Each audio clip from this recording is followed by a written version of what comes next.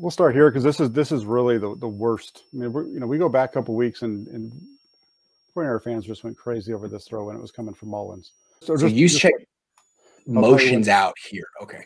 Yeah, motions out there. They've been setting this play up all throughout the game with using 12 personnel and even 21 this way. And really what happens here is I don't know what Garoppolo's doing once he hits the top of his drop because he's looking off to the right or something. I'm not sure what he's doing, but he basically causes the pressure on this play. Okay. At this play, right, if you stop it right there. Yeah. This play is wide open for Juszczyk. He's already got both the safety and the corner running to the middle of the field.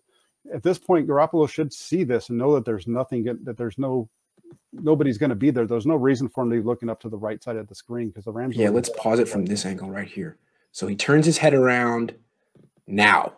First of all, where's he looking? I think he's okay. Now he sees him right there. He's looking right down the middle of the field. I don't know why he doesn't just do his little now like we saw before, and that ball should be coming out right now. Throw it now.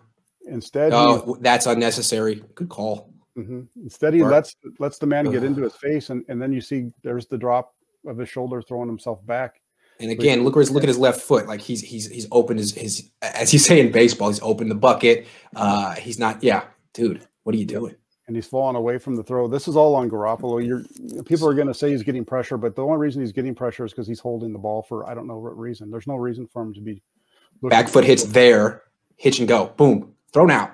Yep, don't do that. And that again, how do you if Jack getting inside the quarterback's mind here? Why does he hesitate? Is he protecting himself? That's the first thing. I'm wondering if he's just not seen it, or if he's looking off to the right, like he's thinking he's going to be, trying to get a little too fancy here and look off of safety when, everybody on the defense is running away from Juszczyk at this point. Or if he's saying, I'm going to take a big hit, I need to get myself in position to make this throw and protect myself simultaneously. Yeah, and if he's doing that, then it's a problem. Yeah, because what is Kyle Shanahan's number one attribute that he looks for in quarterbacks? Toughness. Yes, and why does he like C.J. Beathard? Because he doesn't flinch. Yeah, because he wants to get hit. He's like Steve-O from Jackass. Yes, exactly. You know what I'm saying? He wants the pain. Like Jimmy, come on, you got to do better than that. Good eye, Jack. When I saw this play, I was just like, man, he's got to make that throw. Sure, he got some pressure. No, the pressure was his fault. Great eye. Yeah. That's on that one. So the next one, let's jump to back to the second quarter, 155. Okay. Down at the goal line. And what you see as this play rolls is again, he's late on this throw. There's two bad things. First, he's late, and second, it's just really poor oh my God. This should have been an interception. Right there, the ball's coming out of it. Should be, it should be coming out. But this throw needs to be almost towards the pylon. He's got to throw this away from the DB. This is kind of like sprint right option, right? It is. I mean, it is. Yeah. Except for without the motion, like they used to run back with Walsh. But that ball should be out of his hand already. Yeah. And it's got to be almost towards the pylon. This ball way inside. Yeah. Put it here.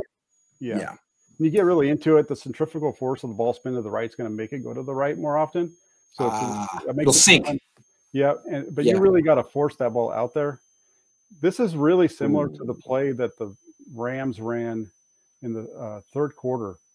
Yes. It's the same play, really.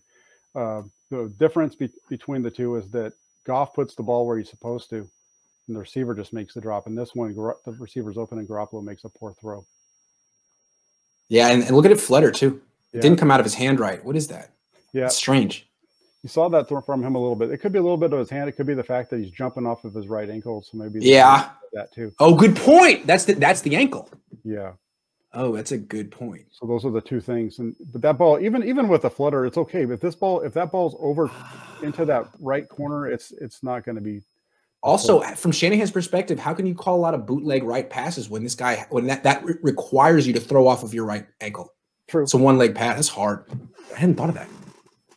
Almost better to roll to your left, although that's a tough pass too. Yeah. Well, I always found myself that rolling to my left was easier, and the reason being because it forced me as a thrower to open my front shoulder when doing it. Interesting. You really have to get yourself around, but it's just a natural, easy throw when you're rolling to your left. A lot of people don't think that, but I'm a little weird. So Real quick before we go on to the next clip, for the audience watching at home, if you think we're being too negative on Jimmy Garoppolo, he did play a good game, but I think it's important to be honest. I think Jimmy needs to be honest with himself, and I think fans need to be honest about what happened. Kyle Shanahan was at his best in this game, and he put the training wheels on the offense for Jimmy Garoppolo, and Garoppolo executed to the better than he has all season. But what we're seeing is a guy who still is a little shaky and still has some improvement to do to get back to where he was at even last year, right, Jack? Yeah, definitely. I wrote on Monday that the question that I had on Monday was, is this offense going to be sustainable? What we saw with the way. No, they need to open it up in stages, wouldn't you say? Correct. It's you say this a lot. I know it comes from Walsh, but the quarterback limits the offense. He sets the limit. Yeah. And that's really what's happening with the 49ers right now. You've got that, plus the offensive line is shaky. So you're trying to kind of work around two things, which is making it really hard. I don't understand here. He's got him wide open. He's looking right at him. It looks like he's looking right at him from the – I think this is a situation where he's covered, and he comes off of him. I don't know. Oof.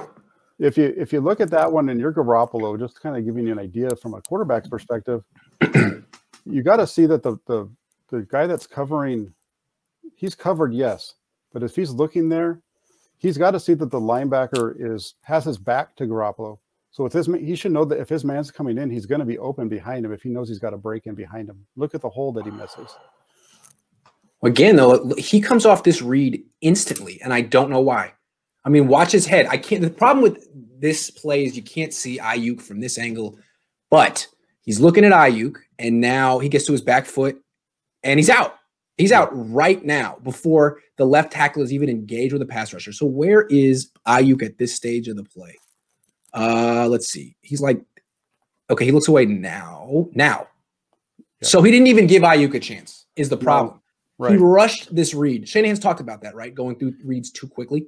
Yeah, that's actually something that Steve Young talked about. And yes, I'm gonna say that my take here isn't that he's going through the read too quickly. I think before the snap, he predetermined that he wanted to try. He thought he was going to be able to get that in route behind the linebacker. I see. So he was trying to move the defense with his eyes. So he was trying to move the linebacker, and that's just a problem. That's a bad quarterback kind of thing that to predetermine before the play.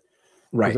Because if he reads this, if he's supposed to read left to right, for example, you roll it right there. The line he should know that he's coming out. Going to come in open. In that void.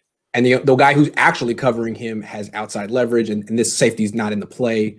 Yeah, he gave up on it too. Hey, good eye, Jack. I hadn't actually gotten to this point yet. I saw it from the press box, and my takeaway was what an awful throw to Hasty in the flat, but that wasn't even the beginning of it. Interesting. Yeah, the Hasty part just comes at the end, and I kind of caught this one late too, mostly because I was trying to watch through most of Hasty's plays to kind of get a feel for what he had done throughout the game. And what's interesting about this stuff, what we're seeing is, again, it's this very little to do with his ankle. Right, Jack?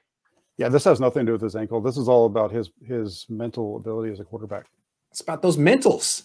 The only other clip I would have shown for bad Jimmy was that miss he had early on to George Kittle. Here's Kittle. He's just going to stop and turn, and that's the throw. Yeah, no, it doesn't get any easier than this. You're 10 yards away from the guy. This is And if Kittle doesn't get a finger on it, that's picked. I mean, that could be a pick six. What about the mechanics of what he did here led to what? It's like he aimed it. He kind of dropped his arm and pushed it a little bit. Yeah, he has a tendency to do that sometimes. It's just a real easy throw, and it's just it's almost like it's too easy for him. So instead of just letting it go, he's guiding the ball out there.